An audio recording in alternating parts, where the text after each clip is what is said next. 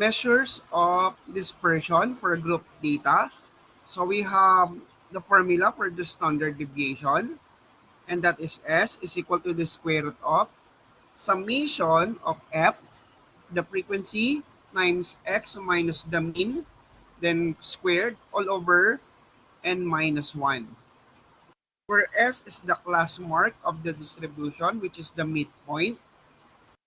And then, of course, we have the mean. And then N is the number of respondents.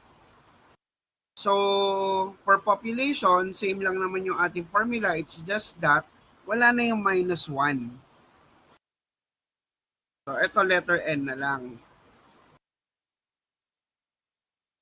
So, kailan nyo malalaman kung sample ba siya or population? So, it is indicated in the problem.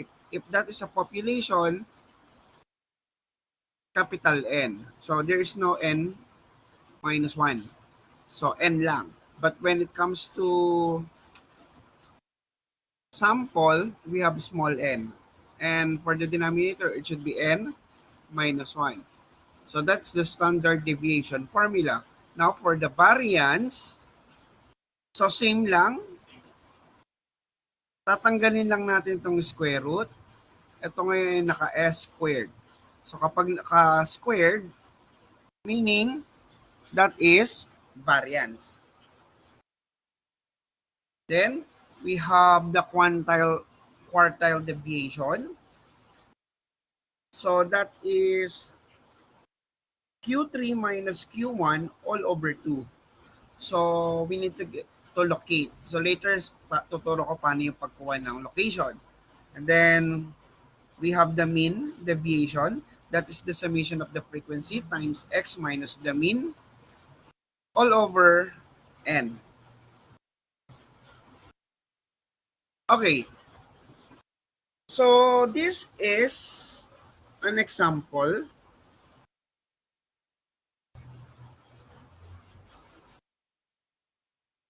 Okay, so naka-group lang siya sa 5. Pero, yung atang example is kung mas mataas man. O, eto rin ba? Paki-check. Please check in your handouts.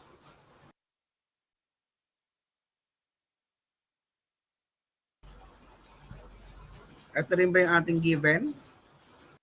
So, kung hindi, okay lang.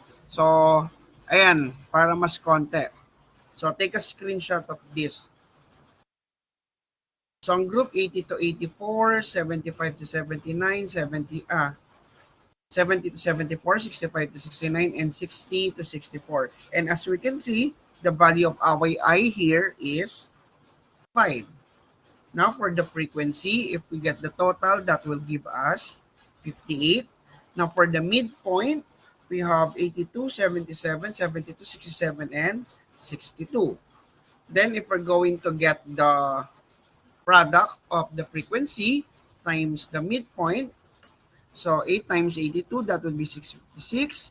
12 times 77, 924. 16 times 72 is 1152. 13 times 67 is 871, and 9 times 62 is 558. Then if we're going to get the summation, that will give us 4161. Or if we're going to add all. Now, for the cumulative frequency, so mag-start tayo sa pinakamababang group, and that is the frequency is 9. So pataas, so 9 plus 13 magiging 22. Plus 16, 38, 38 plus 12 is 50, and then 50 plus 8 is 58. Now, ang kailangan natin is yung X minus the mean. Then we have to get the absolute value. Okay? So, para yon dito, makuha natin yung mean deviation. Okay? Absolute value. So, X minus the mean. So, in this case, dahil hindi pa natin alam yung mean, so let us solve for the mean. So, since nakuha na naman natin yung fx, di ba yun yung fx, ang formula natin ng mean ay Lagay natin dito, no? So, ang mean is, what is the summation of fx? So, the summation of fx is 4161.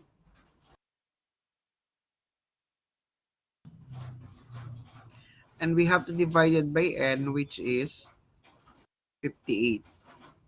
Okay? So, what is the mean? Okay, please type your answer.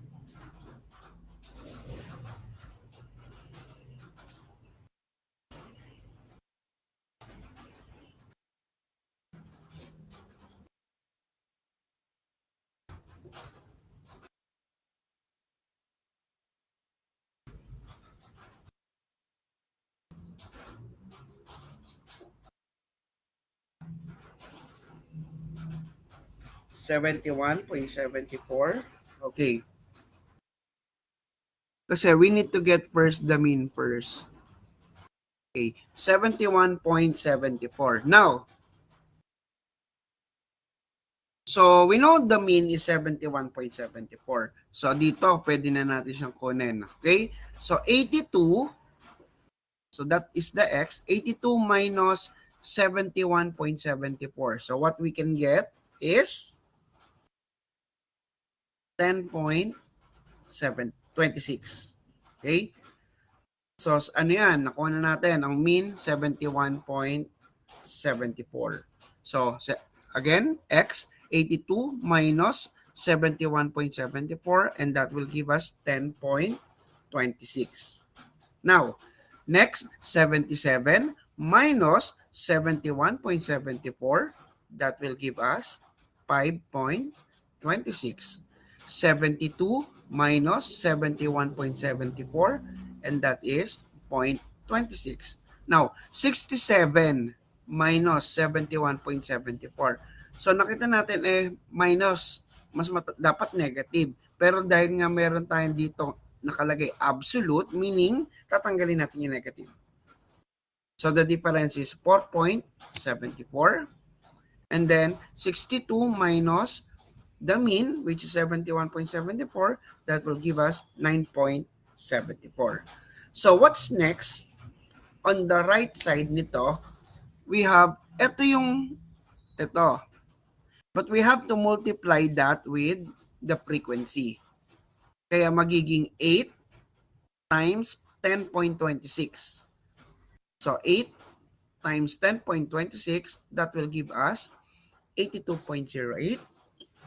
12 times 5.26, 63.12. 16 times 0.26 is 4.16. 13 times 4.74 is 61.62. And 9 times 9.74 is 87.66. Okay? Now, may isa pa. Meron ulit tayo dito. X minus the mean squared. So, ito rin naman yun yung sa absolute. Ito na yung x minus the mean. These are the x minus the mean. So, what are we going to do? Yung una muna, 10.26, i-square. So, 10.26 squared. Ito makukuha natin. Then, yung kasunod, i-multiply natin sa frequency. So, pagkakuha ng 105.2676, i-multiply natin sa 8. Kaya, 842.1408. Next, i-square ang 5.26, then multiply sa 12. And the magiging sagot is 26.6676 and so on. Nakuha ba to guys? Kung paano yung nilagay yung nasa tables natin?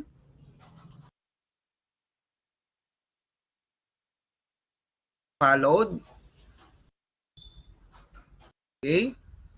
So, saka natin kunin ngayon yung standard deviation and variance. Now, dito muna tayo standard deviation. So, anong formula ng standard deviation? Alam muna natin, no? Okay. So, S equals square root. So, pwedeng variance muna ang ating kunin,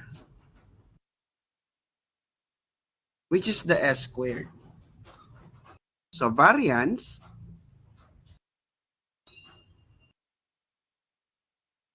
so S squared is equal to, so that's the variance. So balikan natin, no?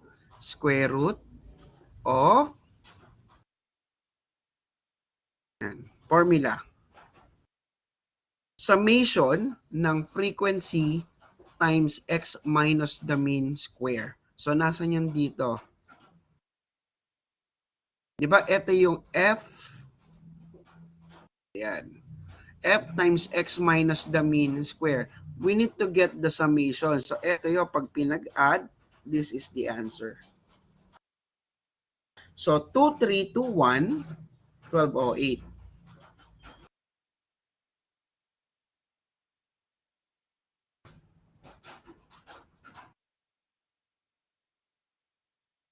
So 2, 3, 2, 1.1208. Okay, so balikan. Formula. So we have summation of the frequency times x minus the mean square all over n minus 1. Our n is 58. So yan. So 57 na lang. So divided by 57. So what is the variance? So please solve.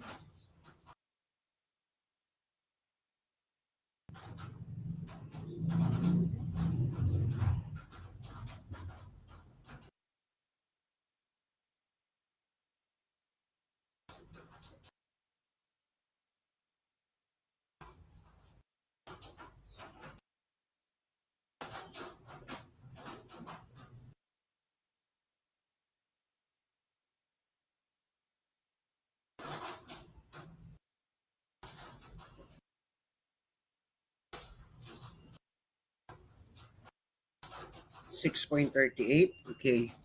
So this is the variance. Now, madali nang kunin yung standard deviation. So, ang standard deviation is small s. So, meaning we need to get the square root of 6.38. So, what is now the standard deviation?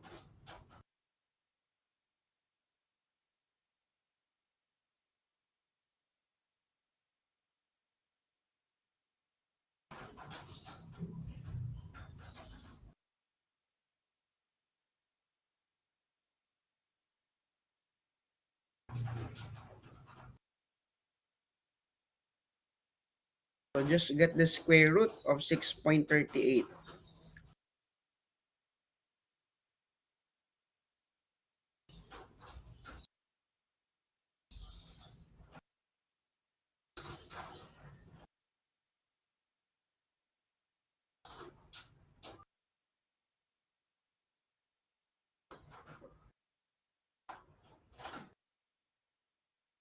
Okay.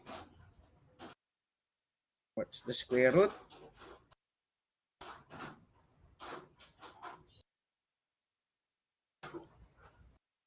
Ayan, 2.526. So, kung 526, 53. Okay? Nakuha ba yung standard deviation sa variance? So, pwede na rin natin kunin ang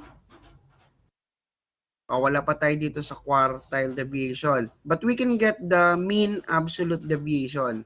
Kasi ito lang siya, summation ng frequency times x minus the mean all over n. Pwede ba tayo dito?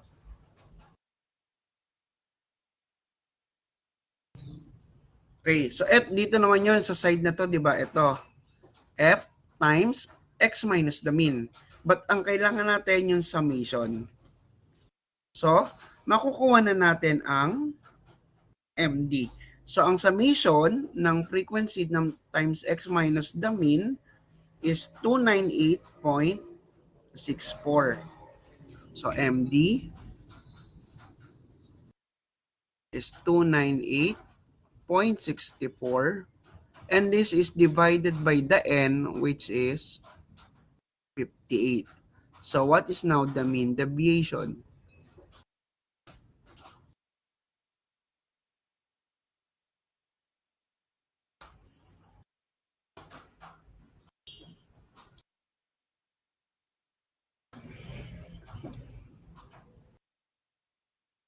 So 98.64 divided by 58, 5.15.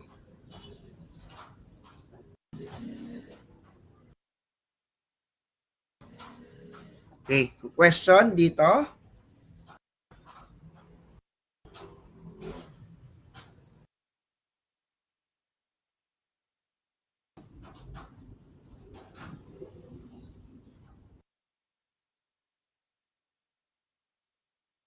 Okay, sige, take a screenshot of this first.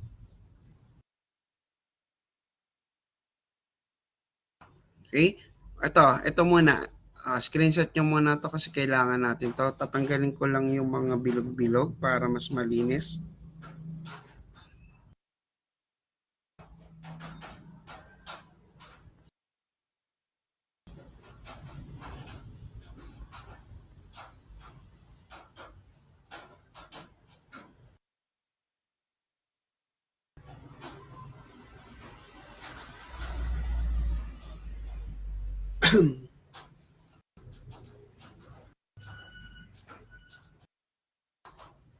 Okay? So that is the table. Now, take a screenshot for the our solution.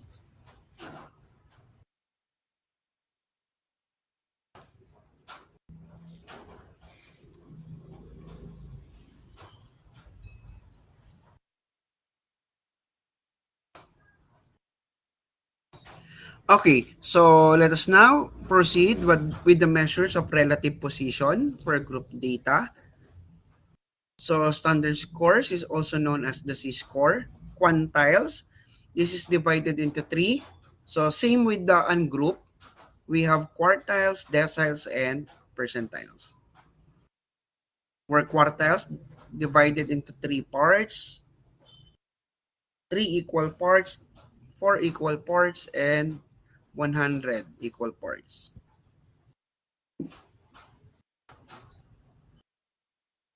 Teka lang standard. Okay, so let's go first with the standard scores. And standard scores is denoted by letter Z, small z. So where x is the given score, mu is the mean, or x bar is our mean, then S of course is the standard deviation. Pero we know na how to get the standard deviation. So kaya pwede na natin makuha yung z-score or the standard scores. So again, ang formula, x minus the mean all over S. So this is sample problem. A student scored 65 in a calculus test with a mean score of 50 and a standard deviation of 10. She then scored 30 in a history test with a mean score of 25 and a standard deviation of 5. Compare her relative position in two scores. So, kunin natin yung z-score. So, sa una, sa calculus, ano ang ating score? X is 65. Mean is 50. And then the standard deviation is 10. So the z-score is x 65 minus the mean 50 divided by the standard deviation. So what is the z-score?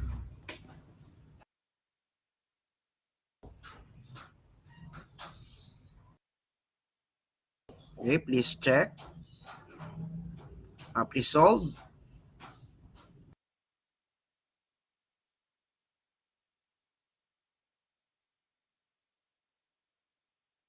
$15 divided by 10. So that would be 1.5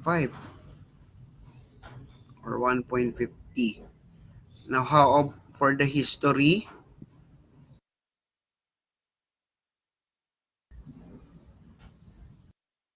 Ang score niya is 30. Mean, 25. Standard deviation, 5. So what is the z-score? X, 25, 30.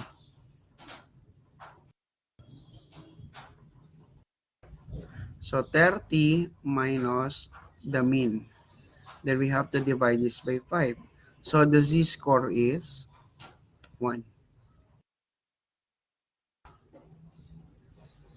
Okay? But meron siyang definition. So next sa ano na lang natin yung mga definition to or interpretation anong ibig sabihin. So let's just solve. Okay, so how do we get the measures of relative position for group data?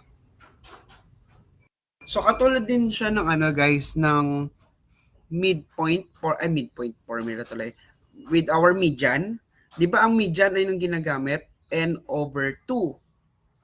'Di ba? N over 2. Pero syempre pag percentile kung ilolocate na natin siya n over 100. Per quartile n over 4. And then kapag decile n over 10. So same lang din ang formula natin. Assume mean plus n over k, kung ano man yung k natin. Kung ito ba ay quartile, pang decile, or pang percentile. So ayan, ating for position for the decile, n over 10 naman, minus cumulative frequency before all over the ayan. Ano tong mu natin dito? Exact lower limit.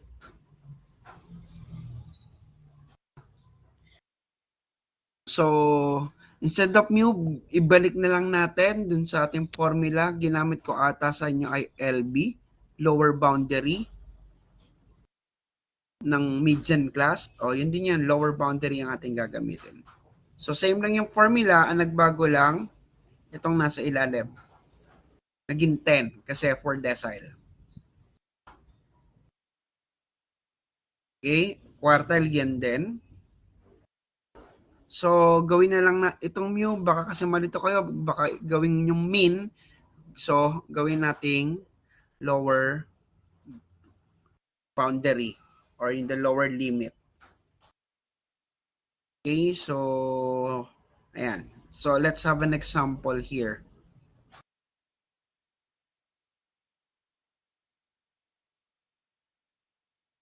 So, let us get the quantile deviation and the location. So, kahit anong location na yung ating kunin. So, if this is our table na nanggaling, so first, we need to get the mean. So, what is the mean? We have fx, summation of fx. O, paki-add nga guys, kasi hindi ko pa pala ito na-add. So, please add this.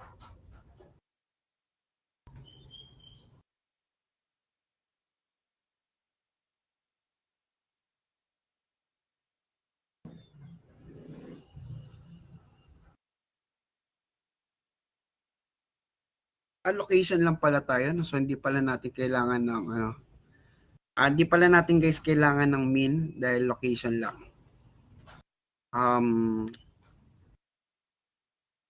So let's say kunin natin yung kanina yung quantile deviation, di ba? Ang quantile deviation, so yung Q sub D is equal to Q3 minus Q1. And we have to divide this by 2. So, para makuha natin si QD, we need to get first Q1 and Q3. So, for location ng ating Q1, so that would be N over 4. Kasi Q1. So, this is 1/4 lang. Ano yung N natin dito? 50. 50 divided by 4. What is 50? Divided by 4. And that is 12.5. So, base dito guys, saan pasok si 12.5? So, ayan yung ating cumulative frequency. So, dito, no, nandito si Q1. Kasi, pasok siya dito sa 14. Okay? So, ano ngayon ang ating Q1? So, ang Q1, by formula, lower boundary kung nasa ng Q1, and that is 54.5. Then plus n over 4 kasi Q1 kaya n over 4 so that would be 12.5 minus cumulative frequency before mag Q1 bago mag Q1 it's 11. Guys, take note, tingnan natin yung yung arrangement so that would be 11 then divided by frequency noong ating kung nasaan si Q1 at ang frequency kung nasaan si Q1 is 3. And then multiplied by the class interval which is 5. So what is Q1?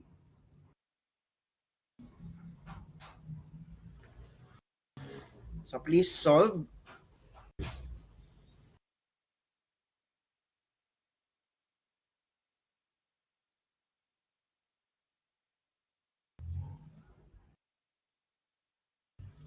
So 12.5 minus 11 that is 1.5. Multiply nyo sa 5, divide nyo sa 3, then saka nyo i-add sa 54.5. What is the result?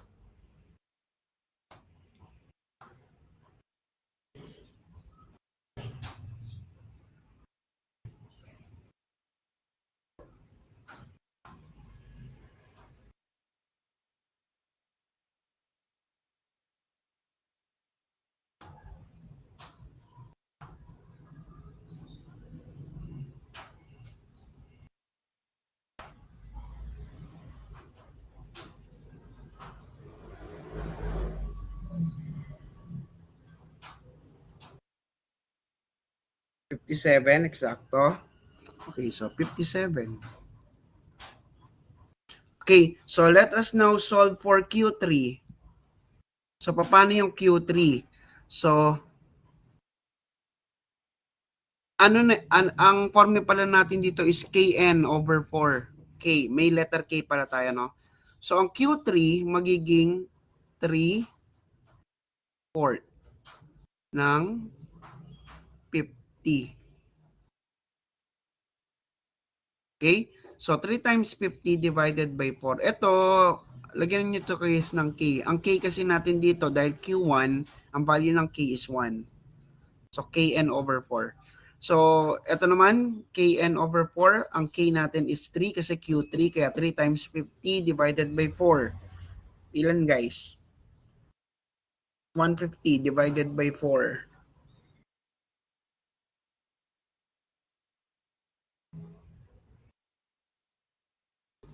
Kalahati ng 75. 37.5.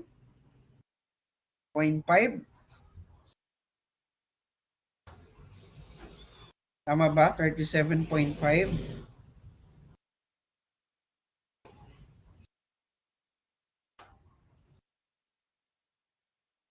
Guys, 3 times 50 divided by 4. I guess that's 37.5. So, nasaan ang Q3? So, saan pasok ang 37.5? Sa anong group? Nga, please type.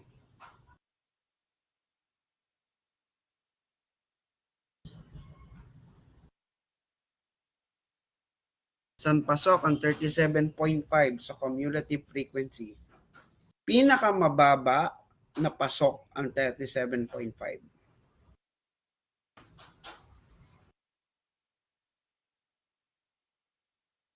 Anong range natin? Anong class?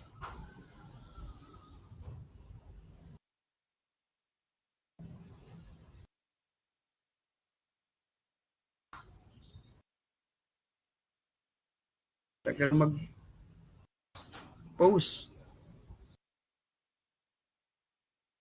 75 to 79. Pasok siya dito sa 39. Okay? So, nandito ang position ng ating Q3. Okay? So, what is now our Q3? Equal to lower boundary ng Q3 is 74.5 times Kn over 4, which is 37.5, minus, bago mag Q3, ano yung frequency? And that cumulative frequency, and that is 31. Divided by frequency kung nasaan ang ating Q3, and that is 8. And then, multiplied by the I, which is 5. So, what is Q3? Please solve. 37.5 minus 31. Equal nyo, divide nyo sa 8, i-multiply nyo sa 5, then saka natin i-add. Yan, plus. So, plus 74.5.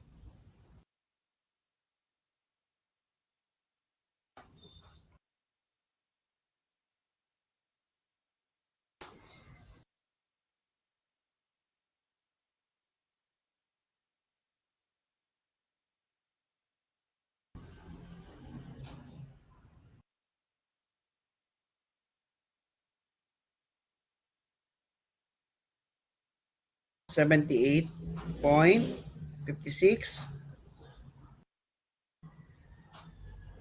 78.56. Alin sa dalawa? 78 point, let's see kung ano yung sagot ng iba. 56. Okay, so pwede na nating makuha yung quartile deviation. So ano yung ating quartile deviation? Ayan, Q3 minus Q1 divided by 2. So magiging 78.56 minus 57. And we have to divide this by 2. So what is QD?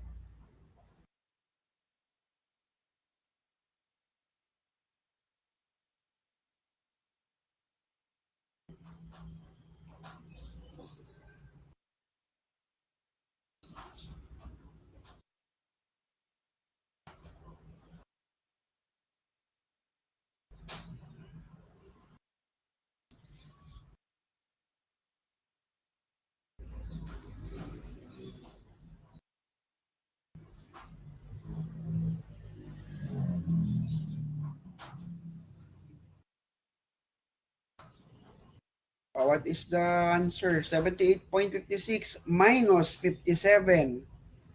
Then saka nyo i-divide sa 2.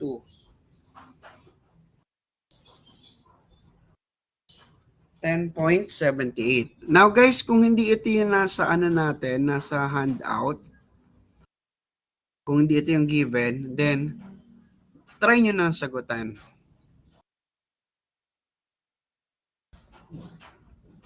Okay? Meron pa palang isang page. So, ayan, take a screenshot muna.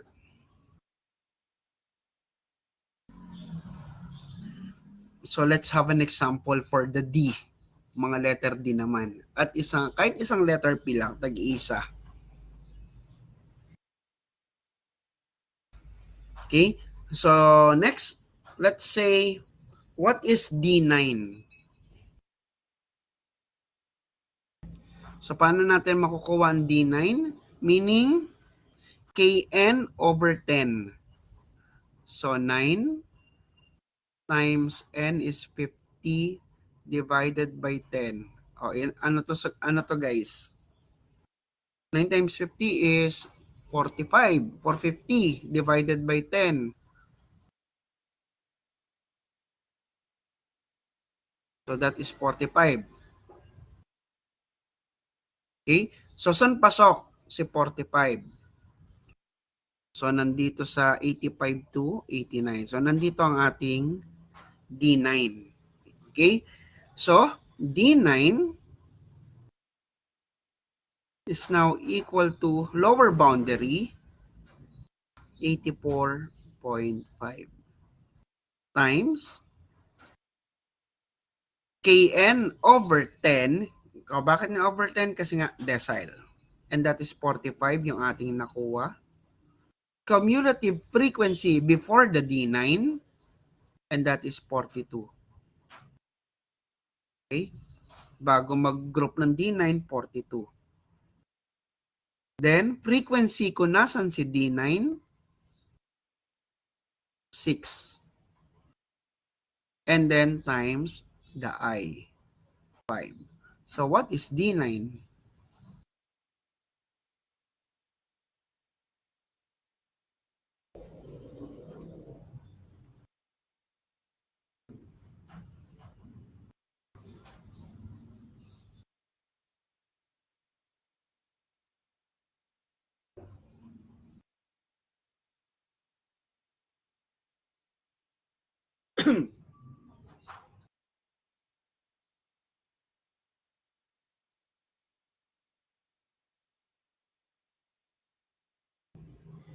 87. Okay. Okay, so kuha naman tayo ng letter P.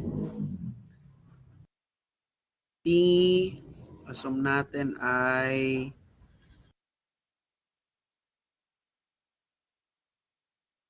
P17. Okay, what is P17? So, anong gagawin natin, guys? So, magiging 17 times 50 divided by 100. What is the result? Kalahati ng 17. 8.5, no? So, 8.5. So, pasok siya dito sa 52, 54. So, nandito ang ating P17. So, that's the location. Nasa 50 to 54. So, ano ngayon ang ating P17? Lower boundary ng P17 kung nasan siya. So, that would be 49.5 plus Kn over 100. That would be 8.5 minus cumulative frequency before the P19, and that is 7. Then divided by frequency kung nasaan ang ating P19, and that is 4. And then multiplied by the class interval, which is 5. So what is P17?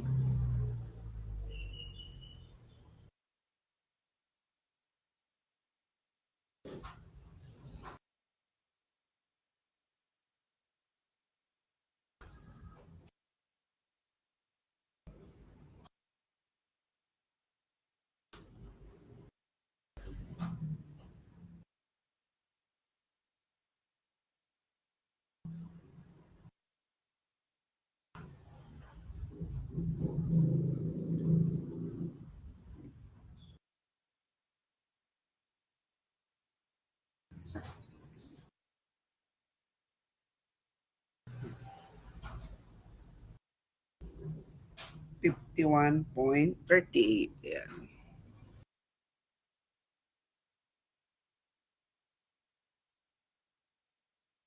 Okay, sige, take a screenshot.